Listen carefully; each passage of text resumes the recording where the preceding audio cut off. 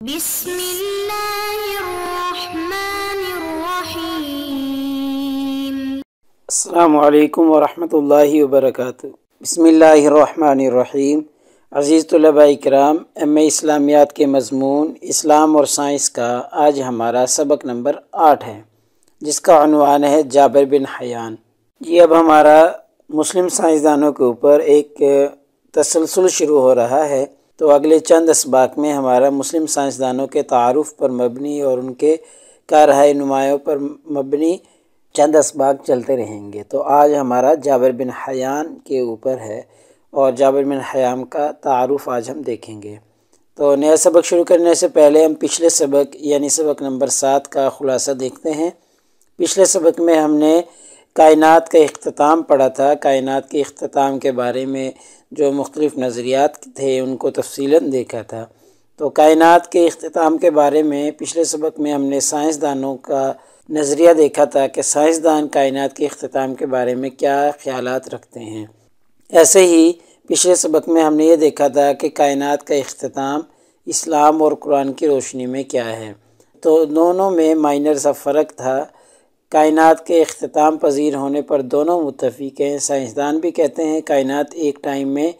ختم ہو جائے گی اور اس کا بالکل خاتمہ ہو جائے گا،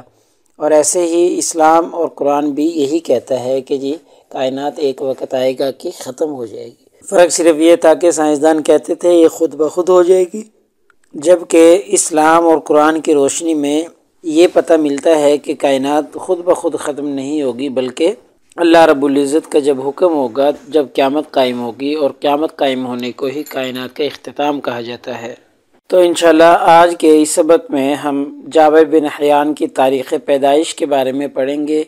اور جابر بن حیان کی تاریخ پیدائش کے بارے میں مورخین کا اختلاف ہے، تو انشاءاللہ یہ چیزیں ساری بیان کی جائیں گی۔ اور پھر جابر بن حیان کے والد کا نام و نسب، ان کا تعارف دیکھا جائے گا،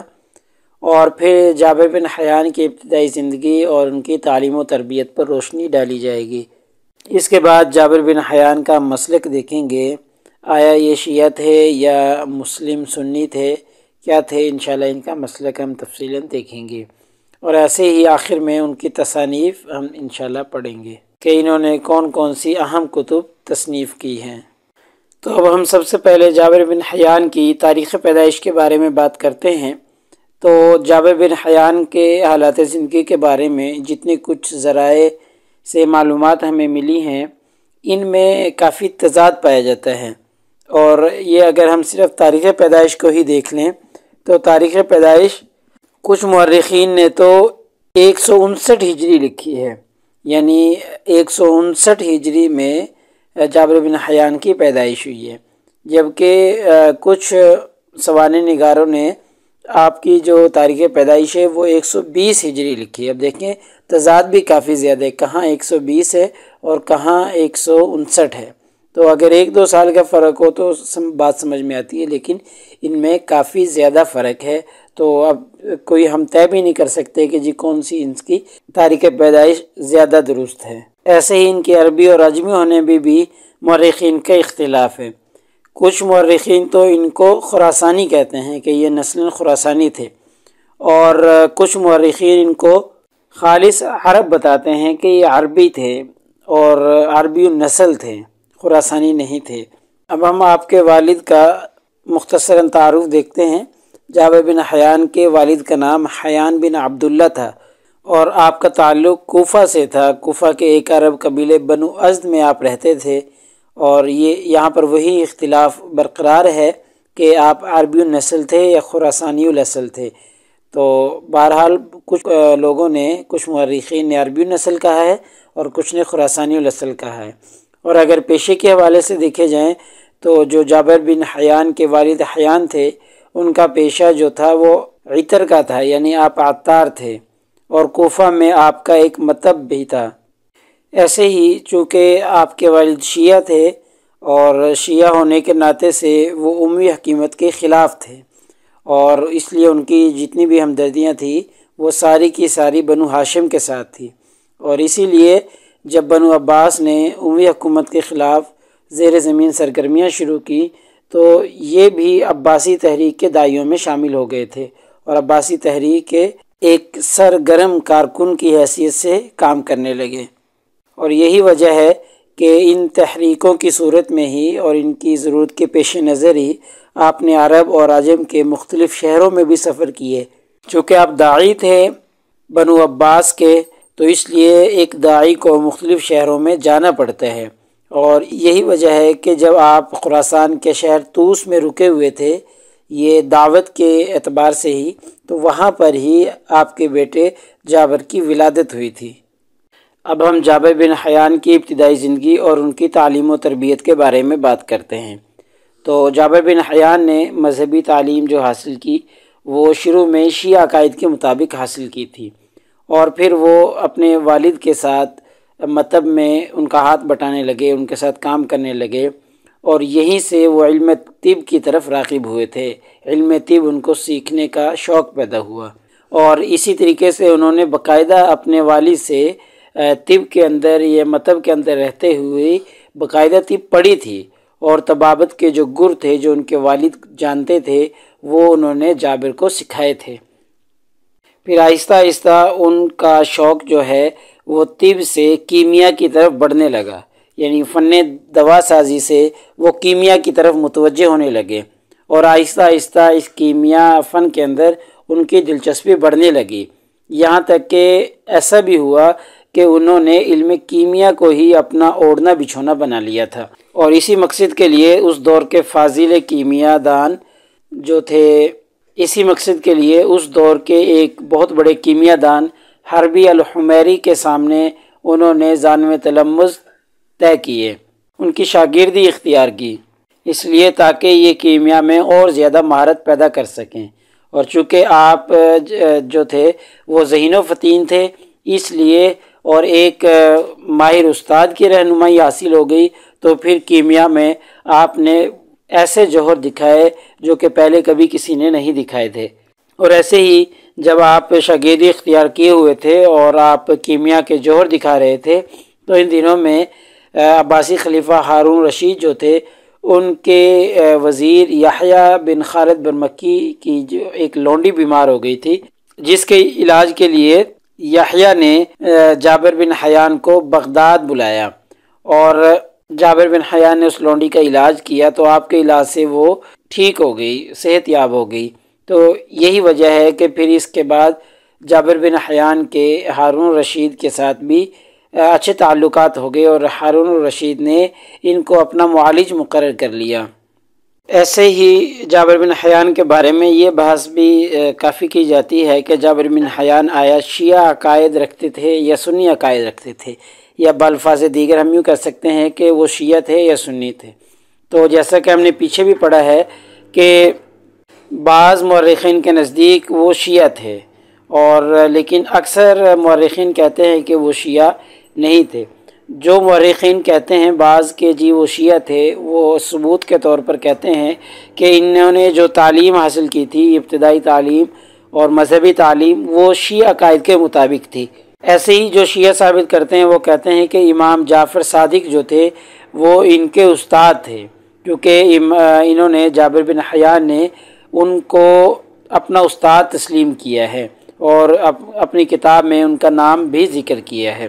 تو اس لیے جو کہتے ہیں یہ شیعہ عقائد کے مالک تھے، تو وہ یہ ثبوت دیتے ہیں اور اس وجہ سے ان کو شیعہ قرار دیتے ہیں۔ لیکن جو مورخین کہتے ہیں کہ وہ شیعہ نہیں تھے، وہ ثبوت کے طور پہ کہتے ہیں کہ ٹھیک ہے انہوں نے مذہبی تعلیم ابتدا میں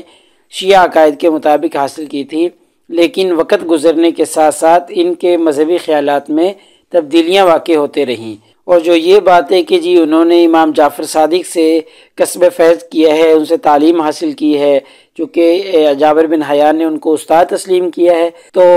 اس جعفر سے مراد امام جعفر صادق نہیں ہے بلکہ جعفر برمکی ہیں، جو کہ ہارون الرشید کے وزیر یحییٰ برمکی کے بیٹے ہیں۔ تو چونکہ وہ بھی ایک کیمیا دان تھے اور کیمیا کا شوق رکھتے تھے، اس وجہ سے انہوں نے ان کا نام ذکر کیا ہے، امام جعفر صادق کا نام ذکر نہیں کیا۔ اور اسی طریقے سے قرائن سے یہ بات بھی ثابت ہوتی ہے کہ امام جعفر صادق کی ساری زندگی مدینہ منورہ میں بسر ہوئی تھی، اور سوائے صرف ان چند ایام کے کہ جب ان کو خلیفہ ابو جعفر المنصور نے بلایا تھا بغداد میں، اور پھر آپ چند دن بغداد میں مقیم رہے تھے، تو صرف اس وقت باہر گئے تھے بغداد میں چند دن کے لیے۔ اس کے علاوہ امام جعفر صادق کی ساری زندگی مدینہ منورہ میں گزری تھی، لیکن جابر بن حیان کا مدینہ منورہ میں جانا کسی بھی تاریخ نگار نے نہیں لکھا کہ جی وہ مدینہ منورہ میں گئے تھے، یا کہیں سے بھی یہ بات ثابت نہیں ہوتی کہ جابر بن حیان مدینہ میں پہنچے ہیں یا ان کی ملاقات امام جعفر صادق سے رہی ہے۔ تو لہٰذا خلاصہ یہ بات کا نکلتا ہے کہ جابر بن حیان نے ٹھیک ہے ابتدائی تعلیم شیعہ عقائد کے مطابق حاصل کی تھی، لیکن وہ شیعہ نہیں تھے۔ اب ہم جابر بن حیان کی تصانیف پر بات کرتے ہیں۔ تو جابر بن حیان کی طرف جو کتب، جو چھوٹے بڑے رسائل منسوب ہیں، ان کی تعداد تقریباً 2000 کے قریب ہے، اور ان 2000 میں سے 200 سے زیادہ کے نام تو ابن ندیم نے اپنی کتاب الفہرست میں بیان کیے ہیں، اور اس کے علاوہ کیمیا اور طب کے بارے میں، علم نجوم کے بارے میں، علم ہندسہ، فلسفہ، جادو، ریاضی، موسیقی اور مذہب پر ان کی بہت سی کتابیں موجود ہیں۔ ان کی ایک کتاب ہے کتاب المیاء والاثنا عشرہ۔ یہ کتاب علم کیمیا اور اس کے مختلف پہلوؤں پر ہے۔ ایسے ہی ان کی ایک اور بڑی کتاب کتاب السبعین ہے، اور یہ کتاب بھی علم کیمیا کے بارے میں بیان کی گئی ہے۔ لیکن پچھلی کتاب کتاب المیاء والاثنا عشرہ اور اس میں فرق یہ ہے کہ وہ غیر مرتب تھی، اور یہ کتاب مرتب ہے، یعنی کہ وہ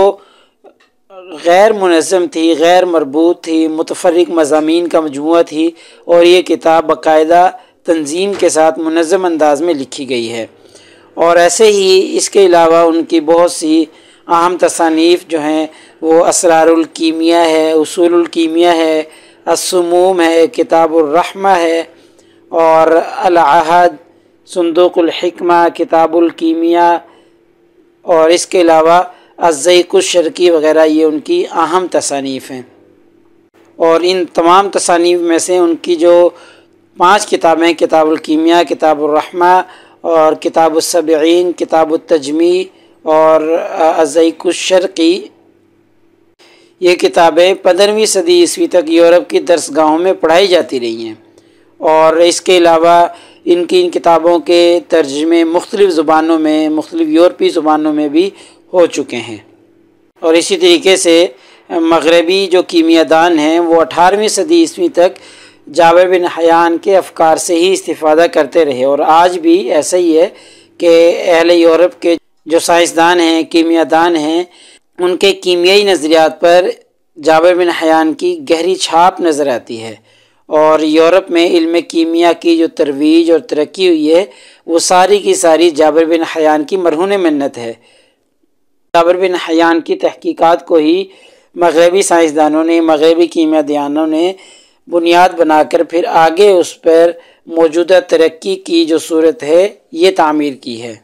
لہٰذا ہمارے آج کے اس سبق کا خلاصہ نکلا کہ آج کے اس سبق میں ہم نے جابر بن حیان کی تاریخ پیدائش میں جو مورخین کا اختلاف تھا وہ دیکھا، ان کے والد کا تعارف دیکھا، ان کی ابتدائی زندگی اور تعلیم و تربیت کے بارے میں بات کی ہے، پھر جابر بن حیان کے مسلک کے بارے میں بات کی ہے کہ ان کا مسلک کیا ہے، اور پھر آخر میں ہم نے ان کی تصانیف کے بارے میں بات کی ہے۔ تو اگر پیپر میں پوچھی جانے والے سوالات پر بات کریں تو چونکہ آج ابھی ہم نے تعارف پڑھا ہے تو تعارف سے متعلق یہی سوال ہوتا ہے جابر بن حیان کی زندگی پر نوٹ لکھیں یا جابر بن حیان کا تعارف بیان کریں۔ اگلے سبق نمبر 9 میں انشاءاللہ ہم جابر بن حیان کے سائنسی کارناموں پر بات کریں گے۔ یہ اگلا سبق نمبر 9 ہمارے آج کے اس سبق کا ہی حصہ دوم ہے۔ جزاکم اللہ خیر۔ السلام علیکم ورحمۃ اللہ وبرکاتہ۔